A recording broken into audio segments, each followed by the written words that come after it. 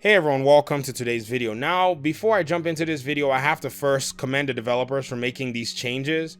And the changes are, oh, skill cooldown reset, damage self. Okay, look at that. And the changes are pretty much a change and an increase to the weapons in this game, because for the longest time, all my videos have been buff, buff, buff, buff, buff. Don't nerf anything. Buff, buff, buff. And it seems like they're starting to see that that actually is more valuable than just nerfing things across the board, which is the easy way to do things. And so making this patch so far, I've noticed that there are some weapon increases that were written in the in the patch notes, yes, but when we look at the numbers, these increases look a lot more than just what the patch note could convey in your mind. So this MPX right here on my main game is 14,200 or so for its base damage.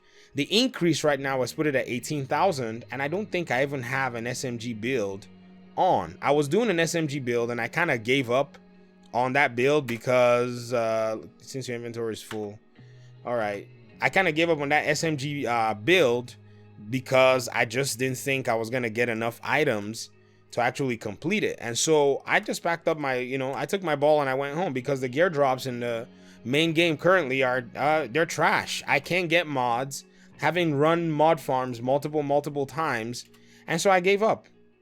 Oh, give me the item and stop asking me questions. Oh, get out of here. All right, there we go. And so looking at the way that all these changes are, this MPX actually brings back memories of the house. This is a household item. The house is an exotic from the Division 1, and being able to run your critical hit chance, which you have 14.5%, and then do a good critical hit damage build using a lot of the new pieces like Wyvern chest pieces, which look amazing, by the way. A Wyvern chest piece has got 3 attributes and 2 firearms mod slots, which I have on my other character. I can show you guys here in a bit. And I'm really excited. I'm just gonna say it. They seem to have gotten the memo. Now, yes, exotics do need a buff. I'm not gonna sit here and try to maybe predict what these need to be or what this could be. That's their job. Their job is to deal with it and test it all and then come back and give us, what it is we're looking for. Then there are also other weapon classes. There are also different weapons that were added to the game that would benefit from a buff.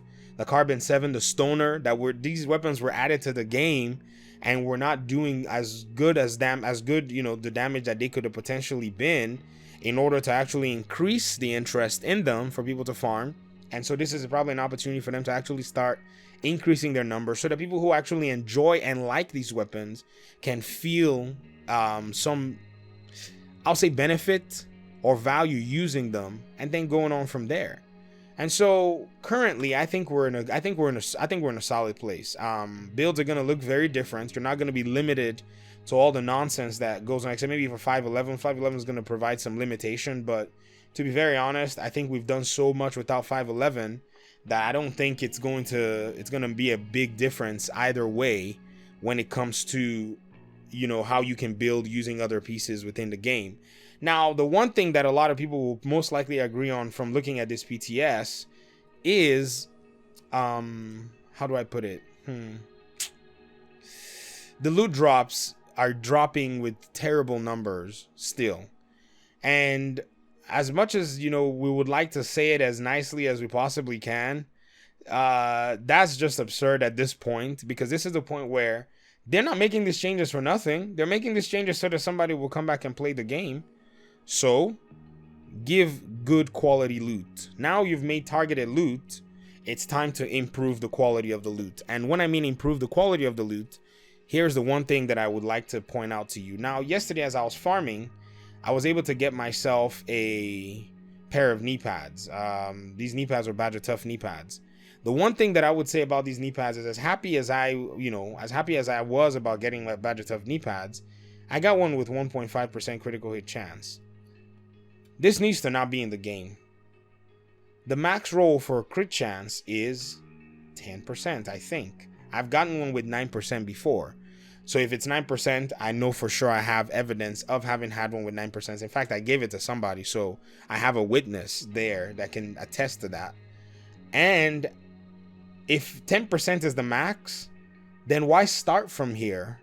Why not start us off at least 40% of the max damage, at least in this case, for every drop, or even 50%, so that we can be closer to min-maxing our gear without any issues.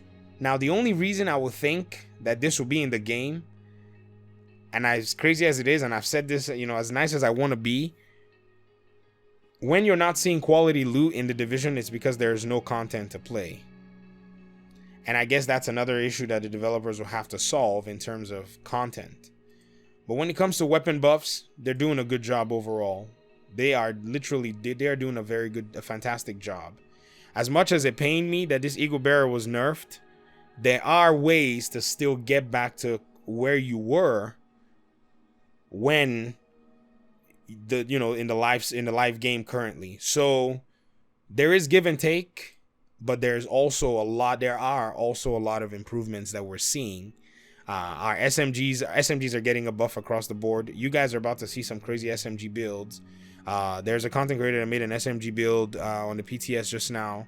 It is definitely something that I would encourage you guys to actually go see. So that's pretty much all I have. I mean, I'm looking at all this stuff. There's a lot to cover, and I'm just working my way through them one by one. Fenris is definitely going to be the new Gilligard or whatever it is. It's definitely going to be something that a lot of people are going to be seeking out for. I mean, the Fenris backpack by itself has got 3 talents. Mask has got 2 talents. Knee pads, 2 talents. I think gloves. I have a pair of gloves on another character.